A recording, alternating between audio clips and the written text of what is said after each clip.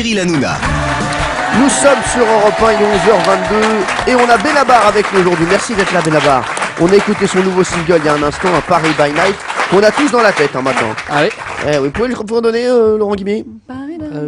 Vous vous appelez Laurent Guimier? Valérie Benabim, est-ce que vous appelez J'ai aidé Laurent mon Guimier? camarade, je le voyais dans la douleur. Elle s'y voit trop, Benabim. Ça y est, elle peut faire le duo avec Benabar. Alors vous venez nous annoncer donc la sortie aussi de votre nouvel album le 25 août. Et pour les plus impatients, donc on a écouté le premier single. Il paraît que vous êtes quelqu'un de très angoissé dans la vie. Vous la vivez comment la sortie de ce premier single? Un mélange d'excitation, de plaisir, et puis oui, d'angoisse, de trac. Le trac, toujours la peur de décevoir, ou toujours la peur qu'on sort une chanson qu'elle intéresse que vous, qu'un petit groupe de copains, quoi. Et c'est aussi parce que paradoxalement, c'est votre 6e album, donc vous n'êtes plus un jeune chanteur. Vous êtes quelqu'un d'installé maintenant, donc on se dit un Benabar, ça va forcément marcher, ça va cartonner, donc ça oui, c'est vrai qu'on est un peu plus attendu. Puis après, il y a des clichés, il y a eu des malentendus qui sont construits sur cette période de plusieurs albums, d'autres malentendus qui se sont levés d'ailleurs, heureusement. Mais c'est parfois, ça facilite des choses d'être déjà connu, mais ça peut compliquer d'autres choses. Il y a des gens qui par exemple, qui vont dire non, moi j'aime pas, c'est sûr, sans avoir écouté le titre. Mais moi, je me ça fait partie rappelle du jeu. Hein, d'une interview de vous il y a quelques années où vous disiez que vous saviez pas comment faire un tube, écrire un tube. Depuis, il y en a eu plein des tubes. Est-ce que vous n'êtes pas un peu plus apaisé quand même aujourd'hui, avec le dîner notamment? Franchement, non, parce qu'en fait, je crois encore aujourd'hui qu'on peut pas savoir comment faire un tube. Je crois que nous, ce qu'on peut garantir, c'est la sincérité, l'inspiration des chansons. Après, et d'ailleurs, c'est souvent, parfois, les tubes sont des chansons inattendues. Toute la variété française est faite de ça, de phase B qui sont devenus d'énormes tubes. Parce qu'il y a quelque chose de magique dans un tube, ce qui est très excitant. Il paraît que c'est bon pour le moral.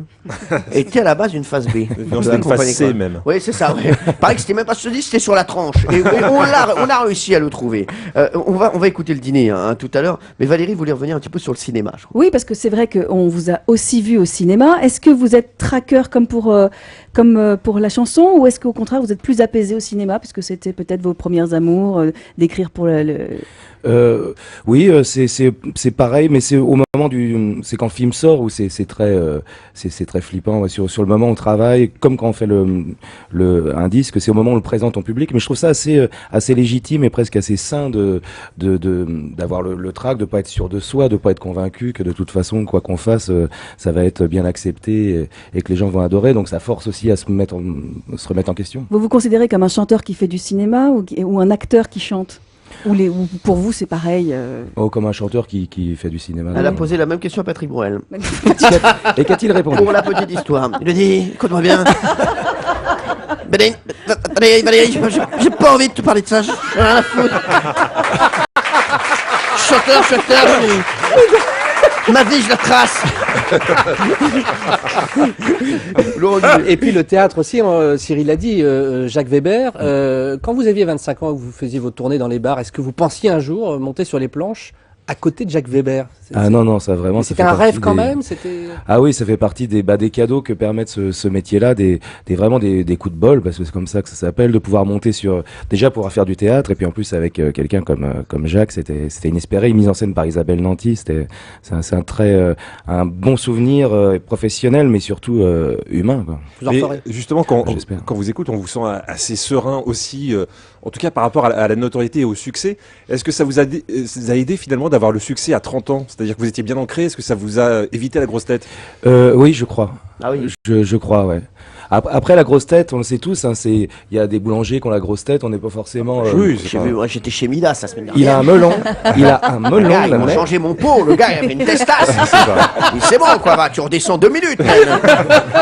C'est bon quoi, ça va, c'est bon. Hein. Si c'est moi, je vais le changer moi-même, c'est bon. Et c'est vrai que la grosse tête, c'est un peu une tournure d'esprit, mais le fait d'être connu tard, ça aide. Oui, on fait pas les mêmes bêtises qu'à 20 ans. Je vais vous raconter une toute petite anecdote. Moi, j'étais c'était en Auvergne et j'étais dans une petite salle et quelqu'un me dit tiens là tu vois il y a Benabar qui est passé et, là ce soir il est au Zénith. Donc quand on passe de ces petites salles au Zénith d'un seul coup, il y a de quoi péter les plombs quand même. Oui, mais pour poursuivre l'anecdote, une histoire vraie, au Zénith, il y a 2-3 tournées. Le videur, vous savez, il y a de la sécu et m'a empêché de rentrer sur la scène parce qu'il m'a pas reconnu.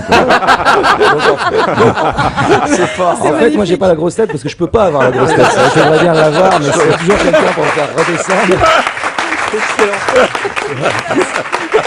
Non, fort, monsieur ça. est pas là. Non, mais c'est incroyable. Non, s'il vous plaît, monsieur, il y a un chanteur qui va se produire. S'il vous plaît. Merci.